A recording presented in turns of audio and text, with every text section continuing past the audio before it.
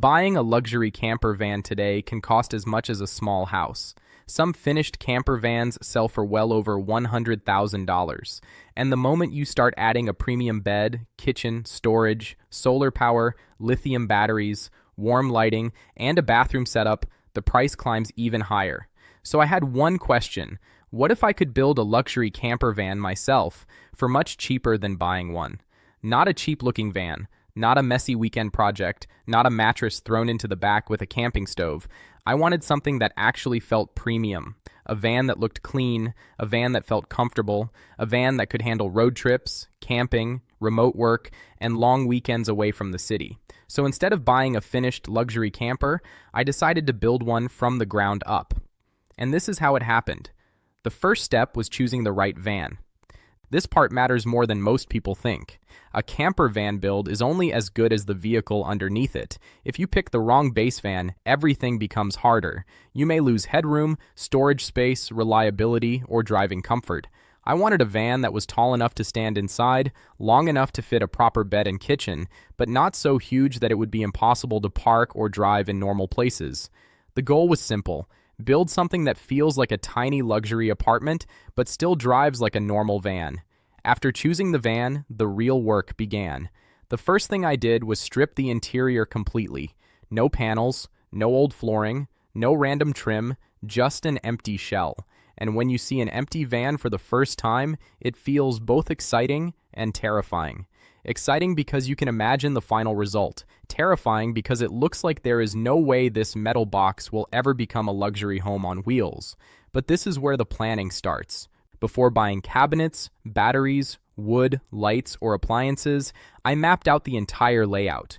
Where will the bed go? Where will the kitchen go? Where can I store clothes, tools, outdoor gear, and water tanks? Where will I sit? Where will I work? How much power do I need? And most importantly, how can I make it look expensive without wasting money? That became the whole philosophy of the build. Spend money where it matters. Save money where it does not. For example, insulation matters. You cannot skip it. A van without good insulation becomes too hot in summer, too cold in winter, and noisy on the road. So I focused on insulating the walls, ceiling, and floor properly. It is not the most exciting part of the build, but it changes everything. Good insulation makes the van feel quieter, warmer, and more like a real room instead of a metal box. After that came the flooring. The floor sets the tone for the entire interior. I wanted something clean, durable, and easy to wipe down. Luxury does not mean delicate. In a camper van, everything needs to survive dust, shoes, water, bags, tools, and constant movement. So I chose a flooring style that looked premium but was still practical. Once the floor was in, the van finally started to feel like a real space. Then came the walls and ceiling. This is where the transformation became visible. Clean wall panels, smooth ceiling boards, warm wood tones, and hidden lighting can completely change the feeling of a van. Suddenly, the inside does not feel like a cargo vehicle anymore. It starts to feel like a small studio apartment. But the biggest visual upgrade was lighting. Lighting is one of the cheapest ways to make a van feel expensive. Instead of one harsh ceiling light, I use soft LED lighting in different zones. Warm lights under the cabinets, reading lights near the bed, ceiling lights for general use, small accent lighting to make the interior feel cozy at night. This is the kind of detail that makes people step inside and say, "This does not feel like a van." Next came the bed. For many people, the bed is the heart of the camper van. If you cannot sleep comfortably, the whole van life dream becomes annoying very quickly. I wanted a proper sleeping area, not something I had to rebuild every night. A fixed bed takes up more space, but it also makes life easier. After a long drive, I wanted to be able to park, switch on the lights, and sleep. No folding, no rearranging, no fighting with cushions. Under the bed, I created one of the most important areas of the van, the garage. This storage space is what keeps the living area clean. It can hold tools, camping chairs, outdoor equipment, water hoses, electrical gear, bags, and anything else that would otherwise end up scattered inside the van. A luxury van does not just look good because of expensive materials. It looks good because everything has a place. After the bed, I focused on the kitchen. This was one of the most important parts of the build because a good kitchen makes the van feel like a real home. I did not need a massive kitchen, but I needed it to be useful. A countertop, a sink, a faucet, fresh water, gray water, storage drawers, a small fridge, a cooking setup, and enough space to make coffee, prepare food, and clean up without feeling trapped. The trick was keeping it simple but clean. A lot of DIY builds become expensive because people try to copy a full house kitchen inside a van. That was not the plan here. The plan was to build a compact kitchen that looked premium, worked properly, and did not waste space. The sink and water system were especially important. A simple water system can still feel very convenient if it is designed properly. Fresh water tank, gray water tank, pump, faucet, and good access for refilling and draining. Nothing too complicated, but enough to make daily use easy. Then came the power system. This is where many people overspend. Solar panels, lithium batteries, inverters, chargers, wiring, outlets, control panels. It can get expensive very fast. So instead of building the biggest power system possible, I planned the system around real needs. What did I actually need to run? Lights, phone charging, laptop charging, a fridge, a fan, maybe a small appliance. That was the key. Build for real use, not for showing off. A smart power system does not need to be massive. It needs to be reliable, safe, and matched to your lifestyle. I added enough battery capacity for normal off-grid use, solar charging for daytime recovery, and outlets where they actually made sense. The result was a van that could support road trips and camping without constantly needing to plug in. After power, I worked on storage. Storage is where a camper van either becomes peaceful or stressful.